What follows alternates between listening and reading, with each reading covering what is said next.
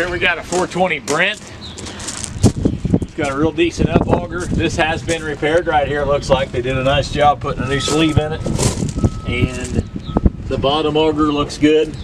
It's not new, but it's not jagged. It's got knobby tires on it, 1000 PTO. It's a little weathered, but a good straight side auger cart. You saw it works good coming in and out too.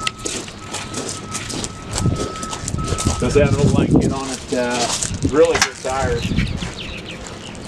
Firestone knobby tires.